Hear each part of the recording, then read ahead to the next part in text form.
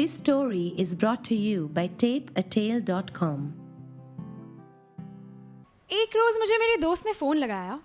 Phone उठाते ही वो मुझ पर चिल्लाने लगी, तुम मेरे साथ ऐसा कैसे कर सकती हो? तुम होती कौन हो? मुझे आज के बाद तुम्हारी शक्ल तक नहीं देखनी। हाय दोस्तों, मेरा नाम है हेली। मैं हूँ माधवी की सबसे अच्छी दोस्त, बेस्ट फ्रेंड। बेस्ट फ्रेंड कितना अजीब होता है ना। तुम इन करोड़ों की भीड़ में अपनी छोटी सी जिंदगी में कुछ हज़ारों लोगों से मिलते हो। इन हज़ारों लोगों में से कुछ 100 लोग तुम्हारी ज़िंदगी की किताब पर पन्ने बनकर रह जाते हैं, और इन 100 चुनिंदा लोगों में से तुम चुनते हो एक सबसे प्यारा इंसान to call her your best friend. मगर ये क्या झोल है? अगर बेस्ट फ्रेंड है तो उसे रोज़ सुबह कॉलेज के लिए उठाओ, एग्जाम से पहले उसे पूरा सिलेबस पढ़ाओ, किसी से झगड़ के आए तो मन हल्का करो, रोए तो आंसू पोंछो, हंसे तो खुशी मनाओ। उसकी ज़िंदगी के हर एक लम्हे को खूबसूरत बनाना तुम्हारी ज़िंदगी का मकसद सा बन जाता है। क्यों भला? अरे वो तुम्हारी बेस्ट फ्रेंड जो ठहरी।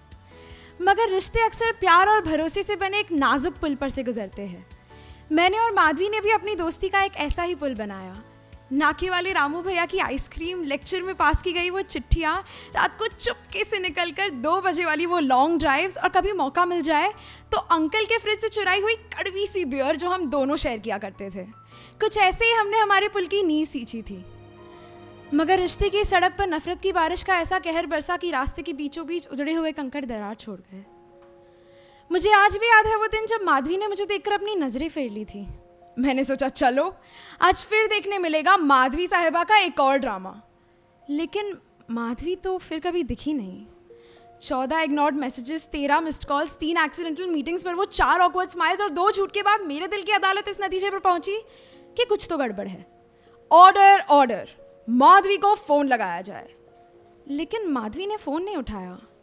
जब उठाया तो ये कहने के लिए कि मेरे पास अभी वक्त नहीं, मैं तुमसे बाद में बात करूँगी।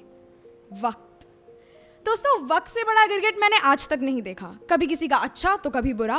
वक्त इतनी तेज़ी से रंग बदलता है कि बीते हुए और आने वाले के बीच का फ़र्क परखना मुश्किल हो जाता है। मेरे ख्याल में अगर वक्त को कोई समझ पाया है तो वही जिसका सारा वक्त ख़त्म हो गया हो। खैर, ना कभी माधवी को वक्त मिला और ना मुझे माधवी। मिला तो बस एक जवाब, मुझे अब तुम्हारे साथ वक्त बिताना पसंद नहीं, तुम बदल गई हो। वक्त फिर से मेरी 2 पल की ज़िंदगी के 4 टुकड़े करने चला आया था। वक्त मेरे अंदर के बदलाव को समझना इतना मुश्किल हो गया था कि माधवी की कही हुई हर बात उस बियर से भी कड़वी लग रही थी। साली गले से उतर ही नहीं रही थी। बस फिर क्या था? रात को आंसू और दिन में दिलासा, यही बन गई थी मेरी ज़िंदगी। रोज़ माधवी को अपने नए दोस्तों के साथ वक्त बिताते, हंसते मुस्कुराते देख मेरे मन में तो बस एक ही ख्याल आता था कि कभी मैं भी उसे ऐसे हंसाया करती थी, कभी वो भी मेरे लिए अपना वक्त ज़ाया करती थी। लेकिन दोस्तों, ये इंसान उसूलों का पुतला तो नहीं। इरादे चाहे कितने भी नेक क्यों ना हो, अगर उन्हें जताने का तरीका सही नहीं तो खुदा भी अजान को आदत समझ लेता है।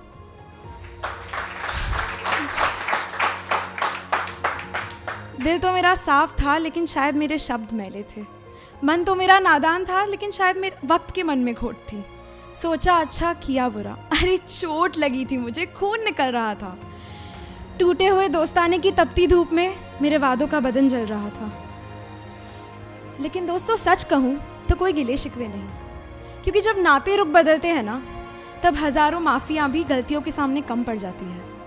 और जब इंसान रुख बदलता है तो हज़ारों यादें भी उस बदलाव के सामने कम ही पड़ जाती है। शायद इसीलिए अब मुझे कोई गिले शिकवे नहीं।